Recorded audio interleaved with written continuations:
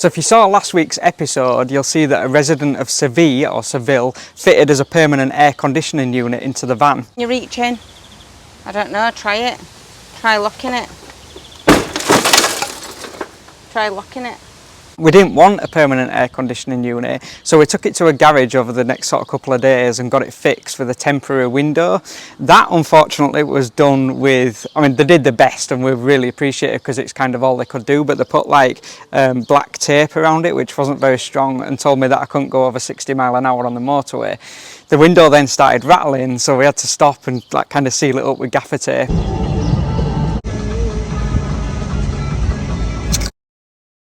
Nothing to see here, we're just taping window up so it don't fall out down motorway.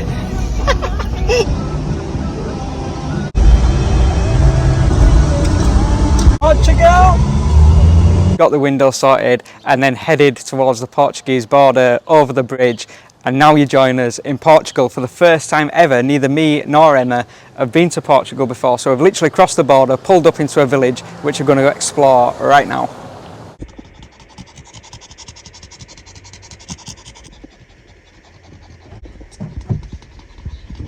This is where we are, Monte Francisco. I presume in the province of Castro Marim, because it says Villa de Castro Marim. So anyway, that's where we are. I've just been trying to brush up on a bit of Portuguese. It's quite easy actually, because hello is the same as it is in Spanish and please is the same as it is in Spanish, so that's pretty easy. And I've learnt how to order a black coffee and a white coffee, so we're all sorted. I know, let me fix it. He's trying to escape. Right, yeah. Very pretty village at first sort of glance. We're just going to snack bar and restaurant for the first stop so we can get our bearings a little bit. Look at that house there, that's beautiful. There's these like little, look at this one. It feels a lot more kind of colourful than Spain, like there's a lot more colour to it. So the reason they've had to put a replacement window in is because nowhere could fit us in. No fault of anybody's, they were just obviously you need an appointment, so we aren't able to get an appointment for ages, so we've got one booked in. So we've just basically been living with this temporary window, which is fine, but driving in the heat's really bad because Romany doesn't have aircon, so normally we'll just wind the windows down a little bit and it lets that little bit of breeze in, so it's been a little bit hot driving. But that's, yeah, we've just got to wait basically until they can fit us in for a proper window. So I don't think my coffee is called an Americano anymore, and thank you is no longer gracias, obviously. It's what, Emma, did you say it was? Obrigado. Obrigado. I'm But por favor's the same. Oh, por favor's the same, please. And hola. Hola, hello. Yeah, the rest of it's all different. New language to learn. It's just learning the basics, isn't it? I don't like being rude, like I just want to be polite enough to be able to say hello, thank you, ask for a coffee, which we can do in Spain. Can't do in France, but Emma can. But here in Portugal we don't know a word, but we'll learn and we're willing to learn as well. I think that's the thing, and people appreciate it when you're willing to learn and you kind of say, how do I say thank you or whatever. They're not bothered, you know, just ask and make a note. I have a little notes app in my phone, and so I just look at my phone and kind of go, oh, that's how you say it, and you pick it up in no time, don't you? Just the polite phrases, really. It's just polite to try. So we parked up in this little car park about 25 minutes from the border. We just need to get a lot of stuff done now, really. Another sort of load of laundry and stuff. And we're going to get some editing done over the next couple of days, so we will catch you wherever we are in a couple of days.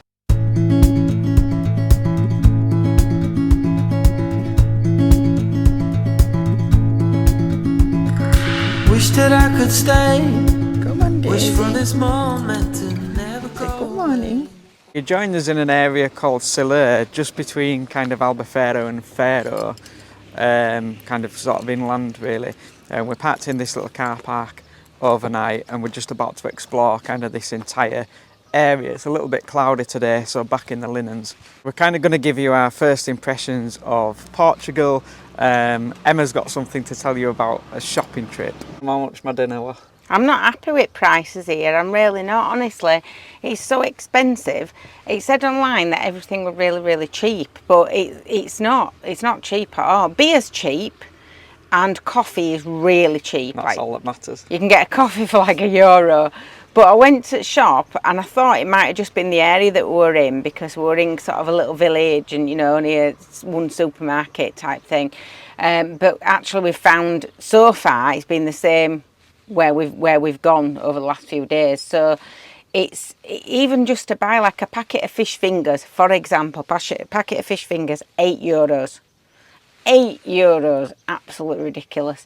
So I did like a comparison on bread and stuff like that and water, and everything seems to be dearer than Spain, and that's completely opposite to what we're told. Kind of still early days for us really, because our time here so far has just been editing, washing, pumping up the tyres in the van, just little jobs like that. But that's how much our first impressions are. But we did go for a coffee at one place and it was €1 for a coffee, so the kind of balance of how much things cost don't really make too much sense at the minute. We had a wander around a place called Loul, which is beautiful place. It were a bit quiet when we went because it were kind of evening time, so the kind of streets were really quiet, but they've got some beautiful buildings there, and we kind of had something to eat there. Just cause, like a treat, like an evening meal, and that worked out about the same price as back home, back in the UK, for like a vegan burger each and a drink each. We're around the same price as back home. There wasn't much difference at all, but the streets were just absolutely beautiful but really quiet. And then we saw this kind of massive nest on top of this chimney, and I'm like, what on earth is that? I've never seen anything like it in my life, and neither had Emma. And so the nest must have been about 5 foot like in diameter, like 5 foot wide, whatever they call it, and this massive bird, and it turns out it's a stork. It's like a white-tailed stork or something, I think they call it, but it's the nest it's built is just massive. I don't know how many baby birds it's got in there. It looks up to be about 20 or 30 baby birds with the size of the nest. So that was really cool to see, really interesting. And then, as I say, we've just been getting some jobs done. Found this little park up here in Soleil, as I say, and so we're just going to explore this area now. We've done some kind of research on little things we want to see, but after obviously the disappointments of various things we tried to find in Spain, I'm not getting my hopes up. I'm not doing anything like that. I'm just going to see what Portugal has to offer. So let's find out. Wish for this moment to never go away. Another thing to note about Portugal as well, which was really funny this morning, is they're actually the same time zone as the UK. So I'd set my alarm for 7:30, got up, and then had a coffee and stuff, wandered around. I'm like, everything feels really quiet. We're 6:30, much to Emma's disgruntle.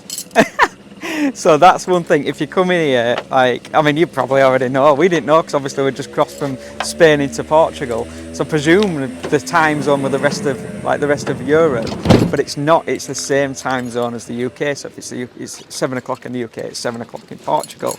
But that would make it 8 o'clock in Spain, right? So Emma was not best pleased, were you? I was not impressed at all, because I hardly had any sleep anyway, because I was too cold.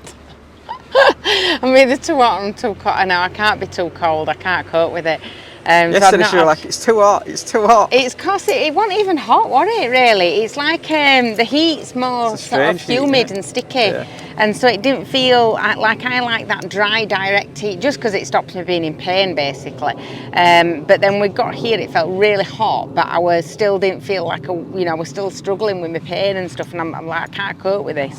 And then last night I was freezing, which didn't help. And then this morning I was in pain when I woke up because I've been cold. And then he woke me up at 6:30. It was a very moany morning this morning. Very moany, not happy.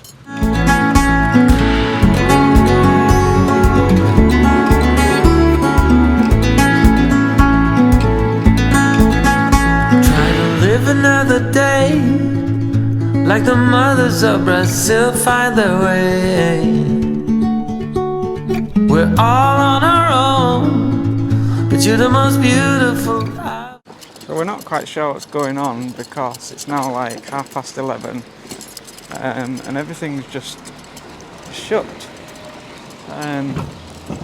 Like literally everything in this little village, which is a shame. We're parked just down there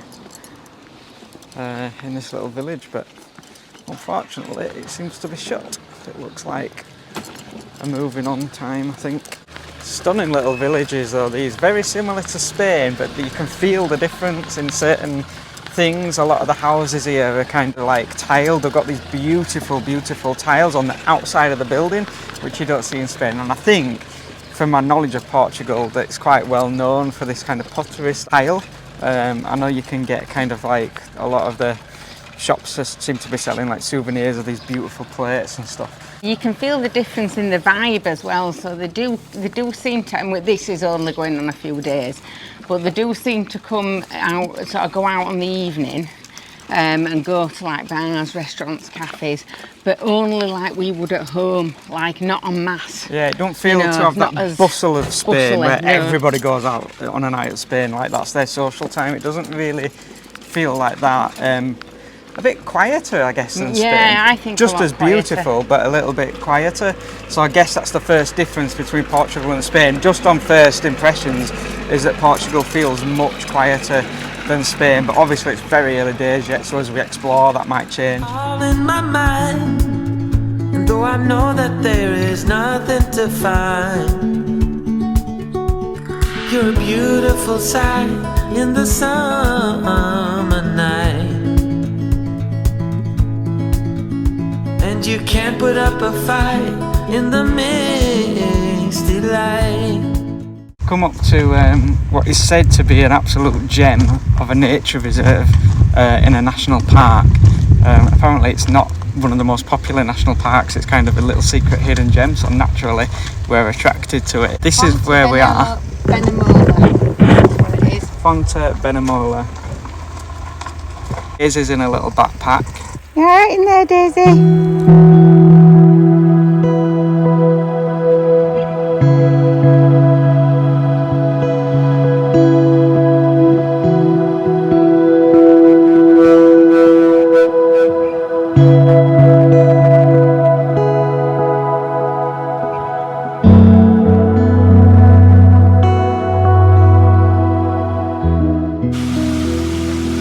Oh wow.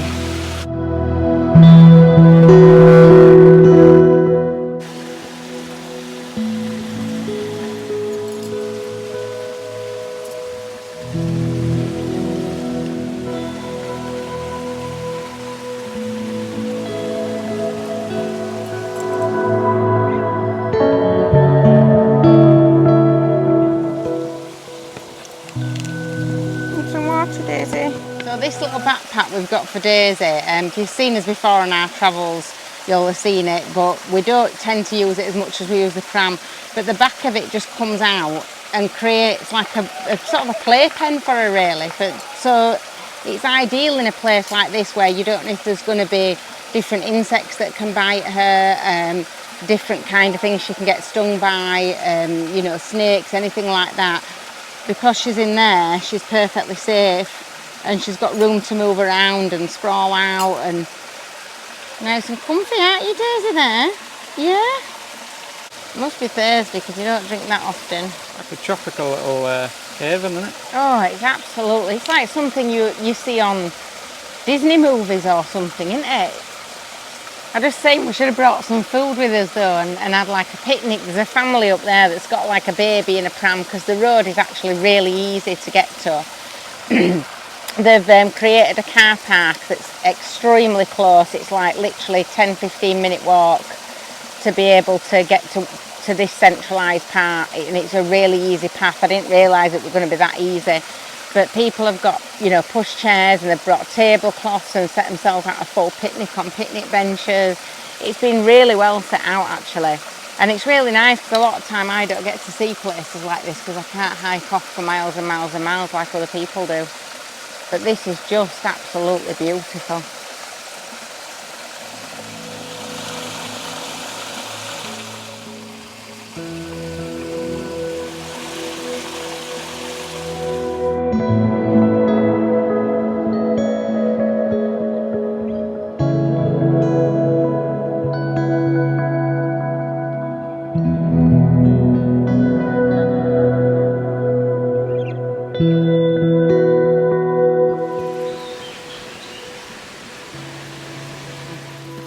It's like a little haven.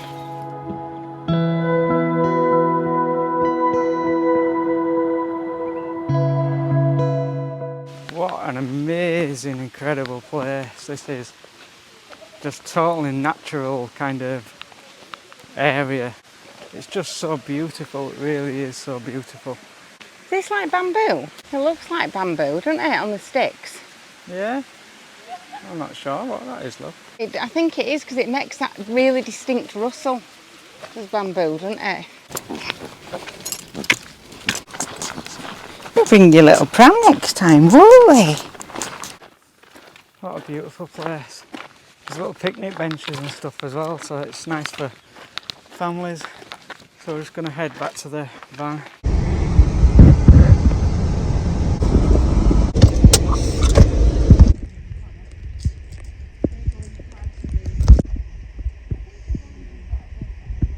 What an amazing few days so far in Portugal. Oh, it's just been absolutely beautiful.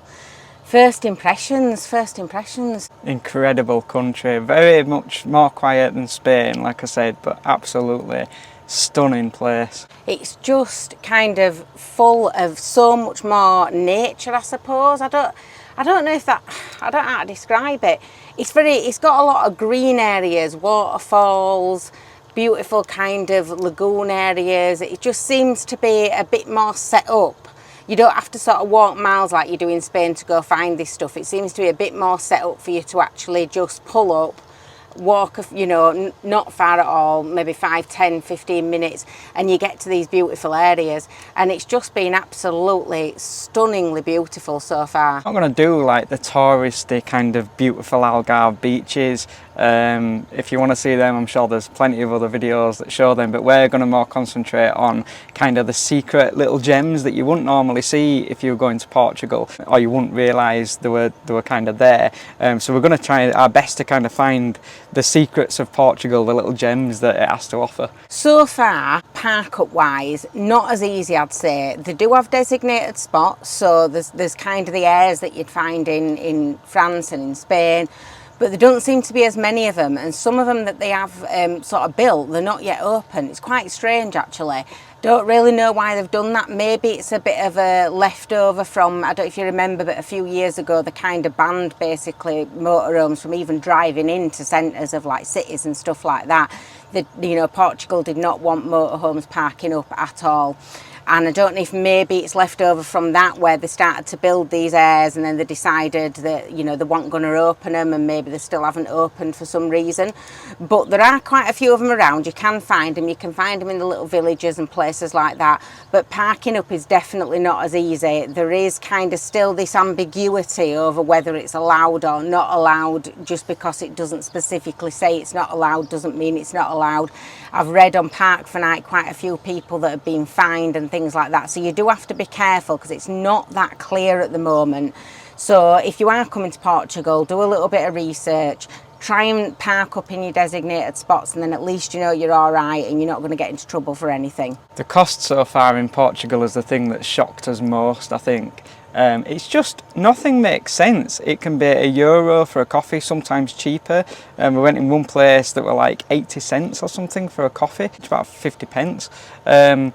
And yet then in the supermarkets, all supermarkets, like we said earlier, it's like €8 for fish fingers, like really, really expensive. And that's really shocked us. And it doesn't seem to kind of get any cheaper at all in different shops. You know, Spain is quite cheap to go shopping, where Portugal kind of isn't at all. It's not cheap to just, you know, eat in a van at all. It's kind of hit our budget even more. Heat here is quite different as well, and I know that sounds really bizarre, doesn't it, but if you watched us last year when we went over to Gibraltar, how it just changed when you drove across kind of the border into Gibraltar. The weather completely changed and it was like black clouds over the top, and I was laughing because I was like, this is just so much like Britain. You couldn't have written it, honestly. It would just, you kind of drove up to it and it just turned into these black clouds.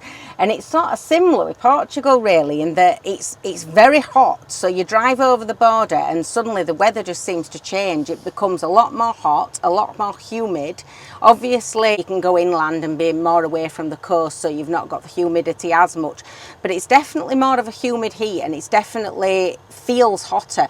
It's not technically been that much hotter so far, but it feels a lot hotter. The field temperature is completely different. We post a video every Tuesday at 8 PM, so if you're enjoying our content, you can tune in next week, and don't forget to hit the subscribe button and the little notification bell that lets you know when we put an episode out. And until then, keep writing your own story.